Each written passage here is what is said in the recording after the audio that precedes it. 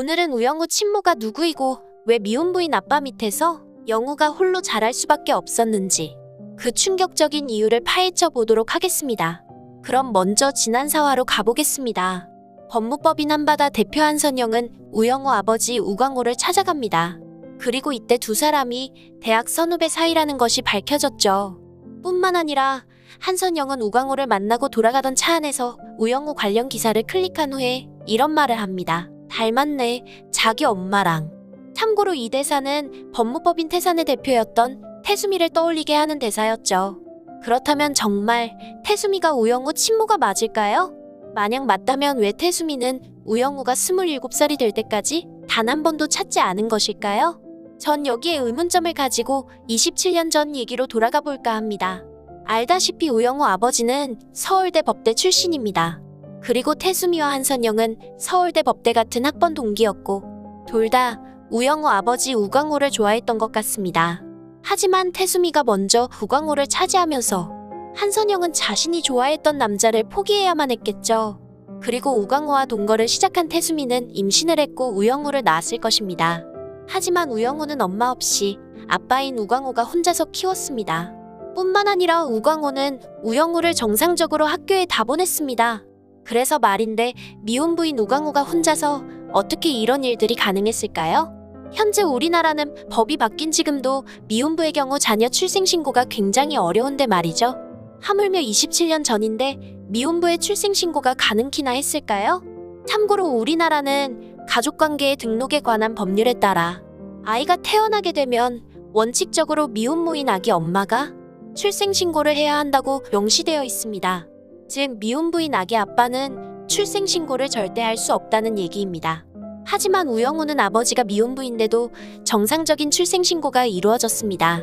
이 말은 즉 우영우 친모가 우영우를 낳고 출생신고를 해줬다는 의미가 됩니다. 하지만 우영우 친모로 지목되고 있는 태수미는 딸 우영우를 낳고 곁을 떠났습니다. 도대체 왜 그랬을까요? 여기에 대한 진실을 알기 위해 일화로 가보겠습니다. 2000년 11월 17일 우영우 아버지는 딸인 영우가 5살까지 말을 하지 못하자 병원에 가게 되었고 그때 딸 영우가 자폐라는 사실을 처음으로 알게 되면서 큰 충격을 받습니다. 즉 아버지 우광호는 딸을 5살까지 키울 동안 딸 영우에게 자폐 스펙트럼 장애가 있다는 사실을 전혀 몰랐다는 것입니다. 그렇다면 우영우 엄마로 지목되고 있는 태수미 또한 이 사실을 전혀 몰랐을까요? 전 태수미가 이 사실을 이미 알았다고 봅니다. 그리고 이때 현실을 직시하게 되었겠죠.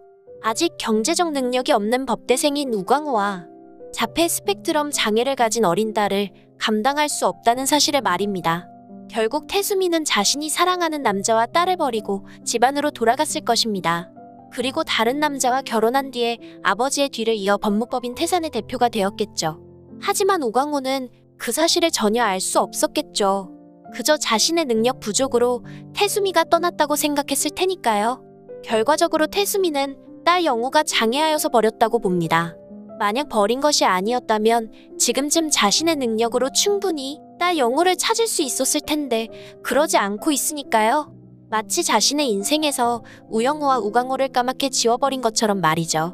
그런데 엄마인 태수미도 몰라본 우영우를 한바다의 대표인 한선영이 알아본 것이죠. 아마도 한선영은 과거 태수미가 임신한 사실을 우연히 알게 되었고 그때 태어난 아이가 우영우라는 것도 알게 되었을 가능성이 큽니다. 그렇다면 한선영은 무슨 목적으로 태수미 딸 우영우를 자신의 회사에 입사시킨 것일까요? 그것도 평생 라이벌로 생각해오던 태수미의 딸이자 스펙트럼 장애를 가진 우영우를 말이죠. 이 부분에 대해서는 다음 영상에서 다뤄보도록 하겠습니다.